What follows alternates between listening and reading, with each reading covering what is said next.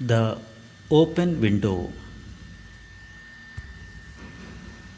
My aunt will be down presently, Mr. Nuttall said a very self possessed young lady of 15.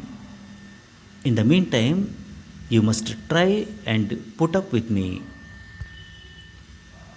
Frampton Nuttall endeavored to say the correct something which should duly flatter the niece of the moment without unduly discounting the aunt that was to come. Privately, he doubted more than ever whether these formal visits on a succession of total strangers would do much towards helping the nerve cure which he was supposed to be undergoing in this rural retreat. I know how it will be, his sister had said when he was preparing to migrate to this rural retreat. You will bury yourself down there and not speak to a living soul, and your nerves will be worse than ever from mopping. I shall just give you letters of introduction to all the people I know there. Some of them, as far as I can remember, were quite nice. Mr. Nuttall wondered whether Mrs. Sapleton, the lady to whom he was presenting one of the letters of introduction, came into the nice division. Do you know many of the people round here? Asked the niece when she judged that they had had sufficient silent communion. Hardly a soul, said Mr. Nuttall. My sister was staying here at the rectory, some 4 years ago, and she gave me letters of introduction to some of the people here.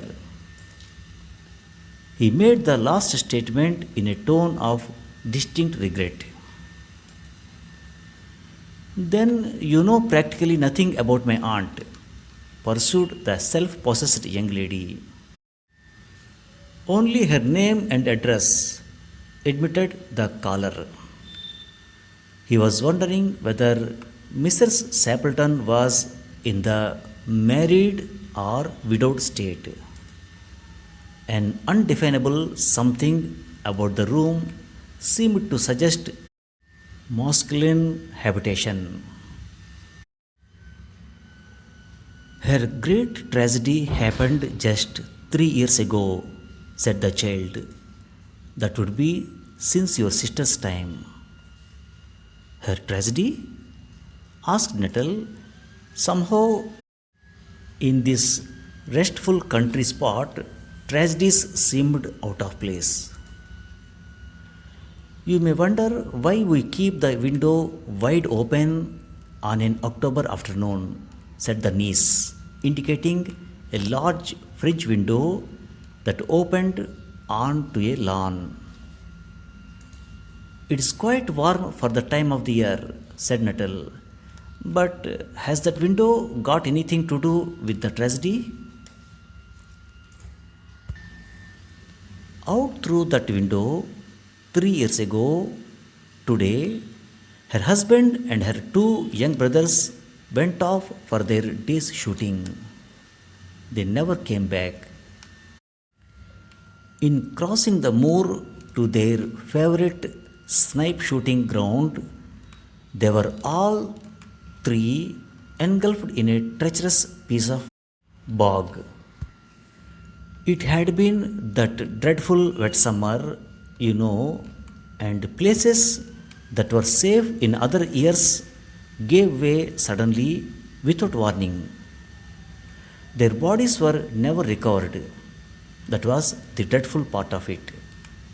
Here, the child's voice lost its self possessed note and became falteringly human. Poor aunt always thinks that they will come back someday, they and the little brown spaniel that was lost with them and walk in at that window just as they used to do. That is why the window is kept open every evening till it is quite dusk. Poor dear aunt, she has often told me how they went out, her husband with his white waterproof coat over his arm, and Ronnie, her younger brother, singing, Bertie, why do you bound? As she always did to tease her because she said it got on her nerves. Do you know, sometimes on still, quiet evenings like this, I almost get a creepy feeling that they will all walk in through that window. She broke off with a little shudder. It was a relief to Nuttall when the aunt bustled into the room with a whirl of apologies for being late in making her appearance. I hope Vera has been amusing you, she said. She has been very interesting, said Mr. Nuttall. I hope you don't mind the open window, said Mrs. Stapleton briskly. My husband and brothers will be home directly from shooting and they always come in this way. They have been out for snipe in the marshes today. So they will make a fine mess over my poor carpets. So, like you menfolk, isn't it? She rattled on cheerfully about the shooting and the scarcity of birds and the prospects for duck in the winter. To Mr. Nuttall, it was all purely horrible. He made a desperate but only partially successful effort to turn the talk onto a less ghastly topic.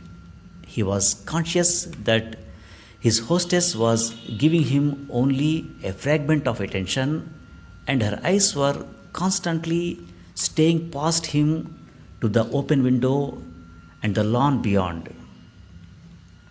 It was certainly an unfortunate coincidence that he should have paid his visit on this tragic anniversary.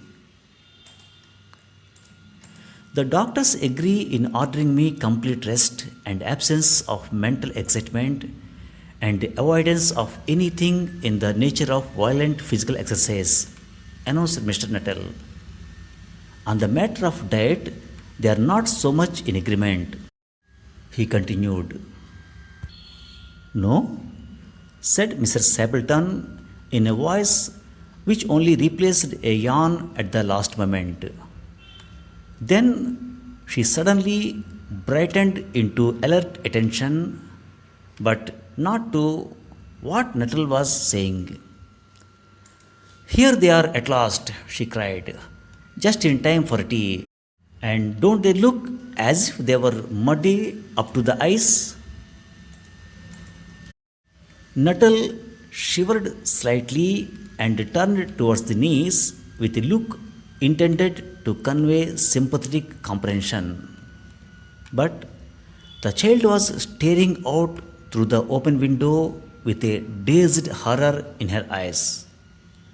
In a chill shock of nameless fear, Nuttall swung round in his seat and looked in the same direction.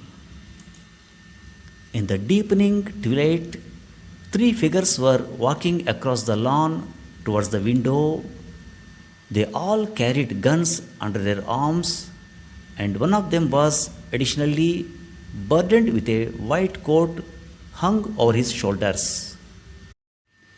A tired brown spaniel kept close at their heels. Noiselessly, they neared the house, and then a hoarse young voice chanted out of the dusk, I said, Bertie, why do you bound? Nuttall grabbed wildly at his stick and hat.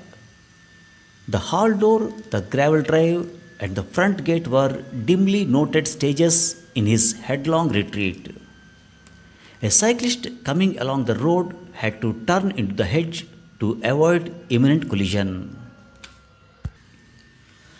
Here we are, my dear, said the bearer of the white mackintosh, coming in through the window.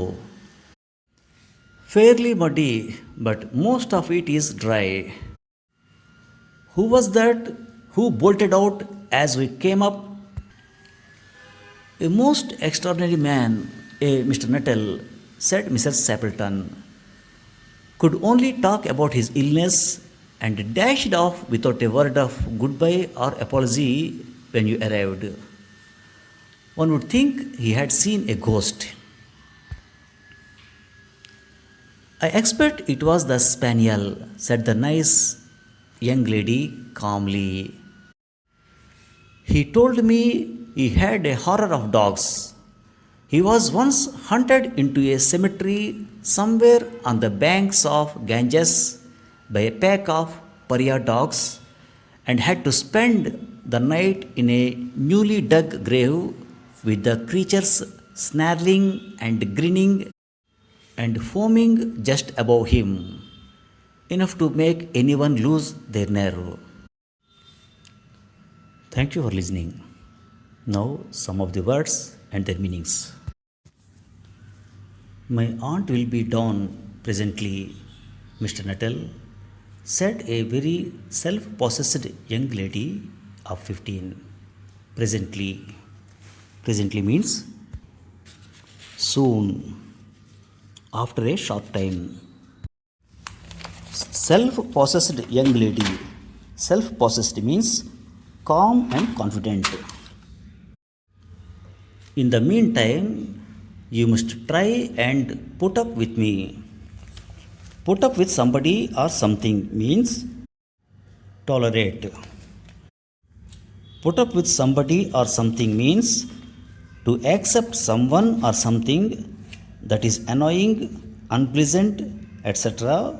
without complaining. Frampton Nuttall endeavoured to say the correct something which should duly flatter the niece of the moment without unduly discounting the aunt that was to come. Discount someone means to decide that something or someone is not worth considering or giving attention. I know how it will be, his sister had said when he was preparing to migrate to this rural retreat. Rural retreat means a peaceful and private place where you can go in order to take rest. You will bury yourself down there and not speak to a living soul, and your nerves will be worse than ever from moping. MOPE, mop means to be unhappy and unwilling to think or act in a positive way, especially because of a disappointment. Do you know many of the people round here? Asked the niece when she judged that they had had sufficient silent communion. Communion, COMMUNION. Communion means an act of sharing thoughts and feelings. Hardly a soul, said Mr. Nuttall. My sister was staying here at the rectory, some 4 years ago. Rectory, RECTORY. Rectory means a house where the rector or priest of a church lives in. It is always built close to a church.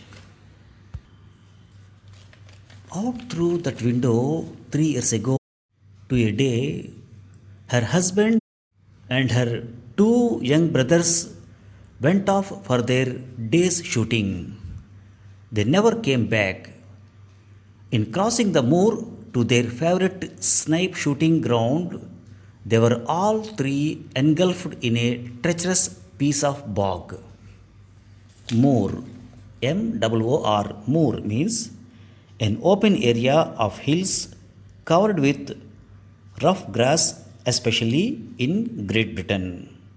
Bog, B-O-G, bog means soft, wet ground. That is why the window is kept open every evening till it is quite dusk. Poor dear aunt. She has often told me how they went out, her husband with his white waterproof coat over his arm, and Ronnie, her youngest brother, singing, Bertie, why do you bound? As he always did to tease her because she said it got on her nerves. Get on nerves means to annoy someone a lot. Nuttall grabbed wildly at his stick and hat. The hall door, the gravel drive, and the front gate were dimly noted stages in his headlong retreat. Headlong retreat means move very quickly in a particular direction. A cyclist coming along the road had to run into the hedge to avoid imminent collision. Hedge, Hedge, hedge means a line of bushes or small trees planted very close together, especially along the edge of a garden, field, or road. To avoid imminent collision. Imminent, IMMINENT. Imminent means about to occur. Imminent means likely to happen very soon. Collision, COLLISION. Collision means an instance of one moving object or person striking violently against another. Collision means an accident that happens when two vehicles hit each other with force. I expect it was the spaniel, said the niece calmly. Spaniel means a dog of a breed with long silky coat and drooping ears. He told me he had a horror of dogs. He was once hunted into a cemetery somewhere on the banks of the Ganges by a pack of pariah dogs. Pariah, Parah. Pariah means stray dogs in India. Thank you very much.